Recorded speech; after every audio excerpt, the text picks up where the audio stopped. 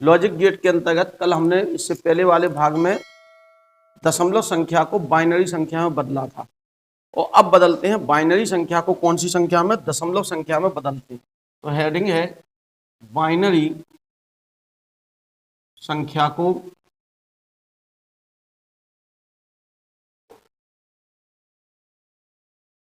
दशमलव संख्या में बदलना। बाइनरी संख्या दी जाएगी हमें, उस बाइनरी संख्या को कौन सी संख्या में, दशमलव संख्या में हमें क्या करना है, बदलना। ध्यान से सुनेंगे। पहले पूर्णांक बाइनरी संख्या को, पूर्णांक बाइनरी संख्या बदलनी है दशमलव संख्या में। इसमें भी हमारे पास पूर्णांक बाइनरी संख्या है, पहले पूरी बाइनरी संख्या, उसे हमें कौन सी संख्या में, दशमलव संख्या में क्या करनी है, बदलनी है।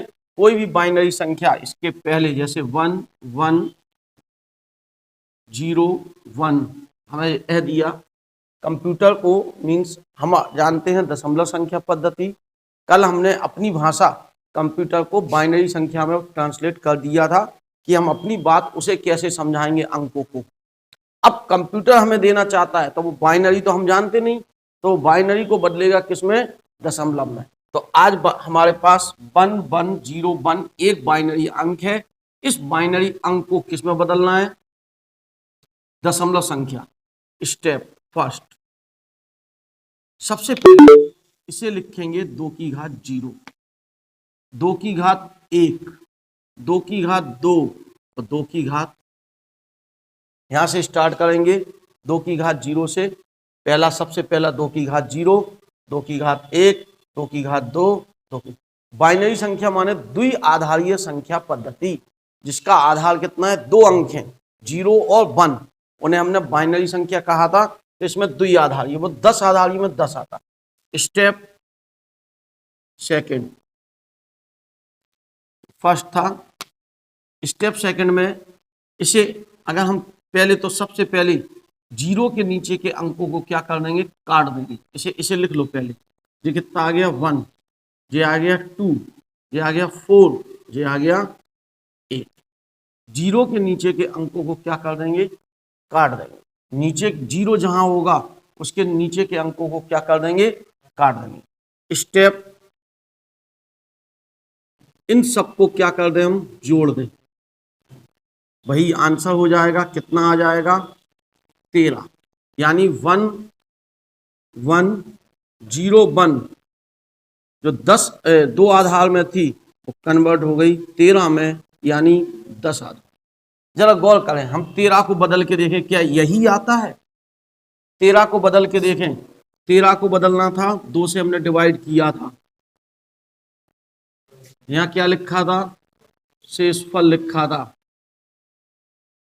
शेषफल 1 बचा था। 2 से 0 बचा था, 2 से 1 बचा था और 2 से 0 आया था, यहाँ 1 बचा था। ये MSB कहलाया था और ऊपर वाला MLSB का उल्टे क्रम में तीर क्या हो गया था। तो 13 था तो कितने आधार में था, 10 आधार। 1 1 0 1 आया था, ये कौन से आधार में, देख लो। उसी संख्या को हमने बदला, 13 आया। अगर हम पढ़ते तो 13 पढ़ते, लेकिन कंप्यूटर उस संख्या को पढ़ता 1 1 0 1।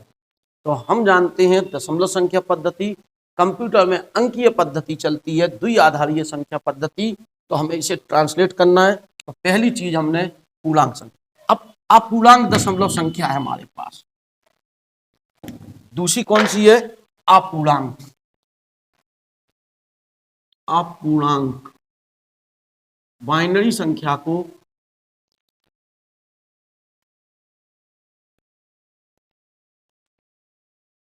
दशमलव संख्या में बदलना। ठीक है, यही है अपूर्णांक बाइनरी संख्या हमारे पास, जैसे पॉइंट बाइनरी 1 1 0 1 0, यह संख्या हमारे पास मान लो, और ये संख्या हमारे पास दी, इस संख्या को हमें क्या करना है, दशमलव संख्या में बदलना है। चाहो तो इसे भी डिब्बे में लिख सकते थे, कोई समस्या नहीं। ठीक, पहले वही स्टेप फर्स्ट,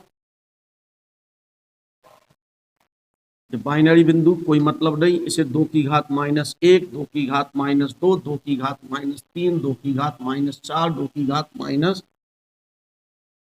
क्रम से चले। इस तरफ को 0 से स्टार्ट इधर को बढ़ेंगे, क्यों संख्या इधर को बढ़ती है। सबसे बड़ा अंक जो होता तो सबसे बड़ी घात इसी पे होगी, सबसे छोटा अंक जो होगा सबसे छोटी घात इस तरफ। स्टेप सेकंड,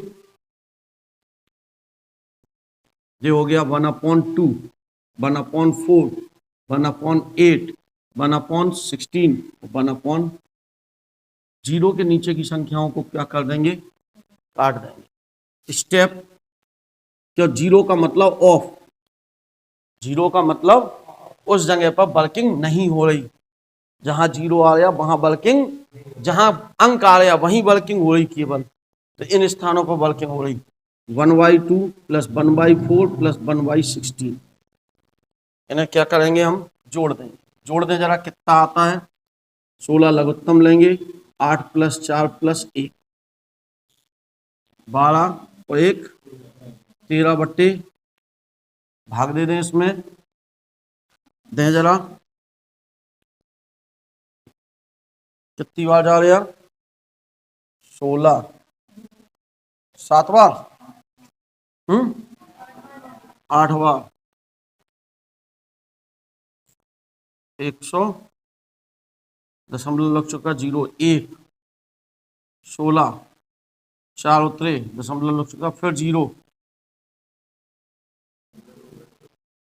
16 दूनी, सही दिया भाग के, 0 आएगा यहाँ, नहीं आएगा ना, 0.812 हो जाएगा। ये संख्या बदल गई। सिंपल सी बात है, जहां 0 होगा उसके नीचे के अंकों को काटना है, जहां 0 नहीं होगा वो अंक क्या करेंगे, काम करेंगे। तो हमारे पास सिंपल सी बात आई कि हमने इसको हल